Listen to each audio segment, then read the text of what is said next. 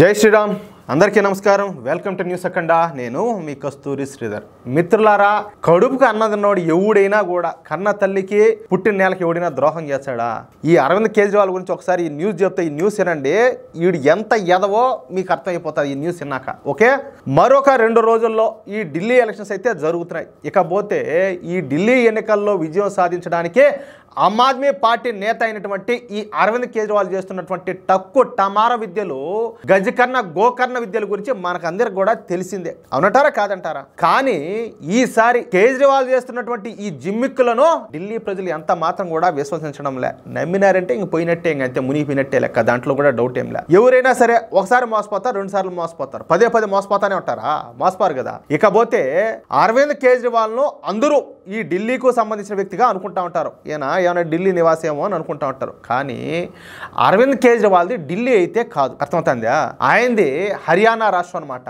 అరవింద్ కేజ్రీవాల్ స్వస్థలం హర్యానా రాష్ట్రం. కానీ తరువాత ఢిల్లీ వచ్చి ఢిల్లీలోనే సెటిల్ అయిపోయినాడు ఈ జిత్తుల మారి నక్క. సహజంగా ఈ భూ ప్రపంచంలో మనిషి పుట్టిన ఎవడైనా కూడా తన సొంత రాష్ట్రం పైన ఎంతో కొంత మమకారం అయితే ఉంటుంది. సరే, సొంత రాష్ట్రం కావచ్చు, మనం బయట దేశాలకు పోయినప్పుడు మన దేశం మీద కావచ్చు, లేకపోతే మన ఉండూరు మీద కావచ్చు, మన కనతల్లి మీద కావచ్చు, మన కుటుంబం మీద కావచ్చు ఉంటుంది. అట్లేనోడు ఇంకోటి ఎట్టా మనిషి అవుతాడు ఒకసారి మీరు ఆలోచించండి. ఖచ్చితంగా తమ సొంత రాష్ట్రానికి ఏదో ఒక మేలు చేయాలనుకుంటారు. ఏది ఈ స్థాయిలో ఉండేటోళ్ళు కనీసం మేలు చేయలేకపోయినా కూడా కీడైతే చేయరు. కానీ ఈ డెకాయిట్ అయినటువంటి ఈ అరవింద్ కేజ్రీవాల్ మాత్రం ఇందుకు విరుద్ధంగా ప్రవర్తించాడు. తన సొంత రాష్ట్రం అయినటువంటి హర్యానా పేరును డిఫేమ్ చేయడానికి ప్రయత్నం చేసినాడియా. చూడండి, బాగా వినండి.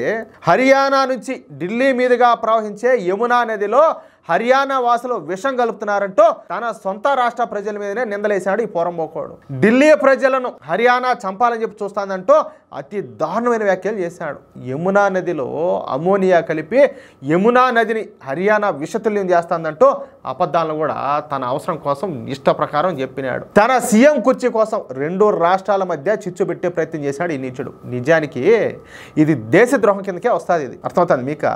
సరే, ఆ తర్వాత ఈ హర్యానా ముఖ్యమంత్రి ఈ నయాబ్ సింగ్ సైని యమునా నదిని దానికి సంబంధించి పోయి ఆడిపోవడం, ఆ నీళ్లు తాగడము, కేజ్రీవాల్కు చెంప చెల్లుమనేటట్టు సమాధానం ఇవ్వడం, ఇదంతా కూడా జరిపింది. పైగా ఏంటంటే ఢిల్లీలో ఆ అమోనియా శాతం ఎంత అయితే ఉండాలి, హర్యానాలో ఎంత ఉన్నది, దానికి సంబంధించిన రిపోర్ట్ కూడా సేకరించి ఈ ఢిల్లీ ఎలక్షన్ కమిటీ కూడా ఇచ్చాడని చెప్పేసి నిన్నే నేను ఒక న్యూస్లో మీకు చెప్పిన, మీరు విన్నారో లేదో. అయితే అరవింద్ కేజ్రీవాల్ అన్న మాటలతో చేసిన వ్యాఖ్యలతో ఇప్పుడు హర్యానా ప్రజల్లో తీవ్రమైనటువంటి ఈ ఆగ్రహావేశాలు అయితే పెళ్ళుబుక్కుతున్నాయి. దీంతో ఇప్పుడు హర్యానా ప్రజలు ఈ అరవింద్ కేజ్రీవాల్ కనుక కనపడినారనుకో, మామూలు కాదు, కుక్కలు కొట్టేటట్టు ఉన్నారు, మామూలు కొట్టరు. ఇకపైన అరవింద్ కేజ్రీవాల్ హర్యానా రాష్ట్రానికి రావడానికి వీల్లేదని మహాపంచాయతీలో తీర్మానం చేశారు. ఇక ఈ విషయం పైన హర్యానా ముఖ్యమంత్రి నయాబ్ సింగ్ సైని మాట్లాడుతా, నేను ఎన్నికల ప్రచారం కోసం ఢిల్లీ వచ్చినప్పుడు ఢిల్లీలోని చాలా మంది మిత్రులు అరవింద్ కేజ్రీవాల్ మాకు వద్దునైనా, ఆయన వద్దు స్వామి మాకు, ఏన్నో మీతో పాటు హర్యానాకు తీసుకోబోండి అని చెప్పినారంట.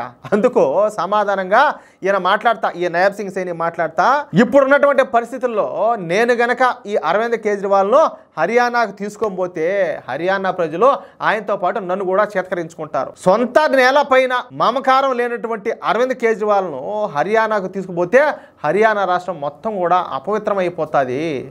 అసలు ఇంత అవినీతి చేసినటువంటి నాయకుడిని నేను ఎక్కడా కూడా చూడలే. ఇలాంటి వాడి పేరు తీయడం కూడా మహాపాపమే అంట హర్యానా ముఖ్యమంత్రి అయినటువంటి ఈ నయాబ్ సింగ్ సైనే తీవ్రమైనటువంటి ఆగ్రహం వ్యక్తం చేశాడు. అయితే ఈ అరవింద్ కేజ్రీవాల్ చేసినటువంటి వ్యాఖ్యలతో హర్యానాలోని ఆమ్ ఆద్మీ పార్టీ నాయకులు, కార్యకర్తలంతా కూడా ఆ పార్టీకి రాజీనామాలు చేసి భారతీయ జనతా పార్టీలో చేరతారంట. మీరు ఒకసారి గమనించండి, ఎవడైనా మనల్ని అవమానిస్తాడో వాటితో మనం ఉండగలుగుతామా? వాటితో కలిసి జర్నీ చేయగలుగుతామా? ఒకసారి ఆలోచించండి మీరు. అందుకనే మెట్టుతో కొట్టినట్టు ఈ హర్యానా రాష్ట్రంలో ఉన్నటువంటి ఆమ్ ఆద్మీ పార్టీ వాళ్ళందరూ కూడా, ఈ కార్యకర్తలు, నాయకులందరూ కూడా రిజైన్ చేసి పోయి బీజేపీలో చేరతారంట. అర్థమవుతుందా? ఇక్కడ నేను ఈ సారాయి దొంగ కేజ్రీవాల్ గురించి ఇంకొక మాట చెప్పాలి మీకు. ఈ మాట బాగా జాగ్రత్తగా వినండి. ఈయన గారు మొన్న ఒక వీడియో ఒకటి రిలీజ్ చేశాడు. ఆయన బీజేపీ మద్దతుదారులంతా అసెంబ్లీ ఎన్నికల్లో ఆమ్ ఆద్మీ పార్టీకి ఓటేయాలని కోరత ఈ వీడియో అయితే రిలీజ్ చేశాడు. ఎవరో ఈ డెకాయిట్. అర్థమవుతుంది మీకు? బీజేపీ ప్రభుత్వం కనుక వస్తే ఈ ఉచిత విద్యుత్తు, ఉచిత నీరు, మహిళలకు ఉచిత వైద్యం, మెరుగైన విద్య అన్నీ కూడా ఆగిపోతాయి. దీంతో మీకు నెలకు 25,000 రూపాయలు ఖర్చు వస్తుంది. మరి మీ దగ్గర అన్ని డబ్బులు ఉన్నాయా అని చెప్పి మాట్లాడడం ఏది ఎంత కాదు ఏదో అంటారు చూడు, ఈ మైండ్ వాష్ చేసేవాళ్ళు అంతా కూడా అట్లా. ఆ విధంగా వీడు ఎంత జిత్తులు మారినాకో ఒకసారి మీరు ఆలోచించుకోండి. అంటే ఈయన గారు చెప్పడము ఢిల్లీ ప్రజలను మరొకసారి ఆకర్షించే ప్రయత్నం చేశాడు. ఏది భారతీయ జనతా పార్టీ కార్యకర్తల నాయకులను కూడా, మీరు బీజేపీ పార్టీని వేడకపోయినా పర్వాలేదు, ఓటు మాత్రం ఆమ్ ఆద్మీ పార్టీకే వేయండి మాట్లాడినాడు. అదేదో మీరు స్టోరీ విన్నారో లేదో, ఒక ఆయనంట కోడి గింజలు వేసాడంట.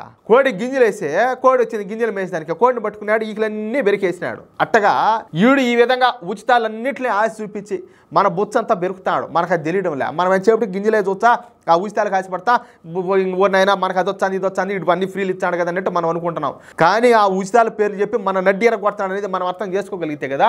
ఇట్లాంటి పోరంబోకులు చాలా మంది ఉన్నారు దేశంలో, మనమే అర్థం చేసుకోలేక గబ్బట్టిపోతున్నాం. ఒక్కసారి మీ ఫ్యామిలీ గురించి ఆలోచించండి అని చెప్పేసి ఈ డెకాయిట్ తెలివితేటలన్నీ కూడా చూపించాడు ఈ అరవింద్ కేజ్రీవాల్. అట్టుండాయి రాజకీయాలు. మనం గాన అర్థం అంటే వీళ్ళ కళ్ళకు ప్రజలు ఎట్ట కనపడతారో అంత ఎరుపష్పాలాగా కనపడతారా నా తెలియక అడుగుతున్నా.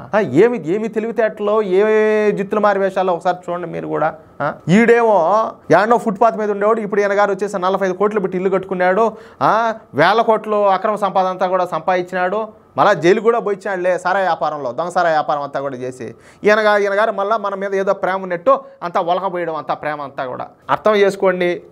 మన వాళ్ళు ఎవరైనా కూడా ఢిల్లీలో ఉన్నారనుకో, ఏది ఓట్లు ఉండేవాళ్ళు, ఖచ్చితంగా వాళ్ళు ఫోన్ చేసి చెప్పండి, నాయన పొరపాటు కూడా ఈ ఆమ్ ఆద్మీ పార్టీకి ఆ సారా దొంగకు ఓట్లు వేయద్దు అనేసి. ఏమంటారా? ప్లీజ్ అర్థం చేసుకోండి మిత్రులారా. ఈ న్యూస్ కనుక మీకు నచ్చినట్టయితే, అదేవిధంగా నేను చెప్పిన వ్యాఖ్యలతో మీరు ఏకీభవిస్తే ఈ న్యూస్ నలుగురికి షేర్ చేయండి, ఓకేనా? ఇంకో మాట, ప్రతి ఒక్కరు కూడా ఈ వీడియోకి సంబంధించి మీ యొక్క అమూల్యమైన అభిప్రాయాలను ఖచ్చితంగా కామెంట్ చేయండి. ఇంతవరకు మన ఛానల్ సబ్స్క్రైబ్ చేసుకున్నట్టయితే ప్రతి ఒక్కరు కూడా సబ్స్క్రైబ్ చేసుకోండి ప్లీజ్. జై శ్రీరామ్.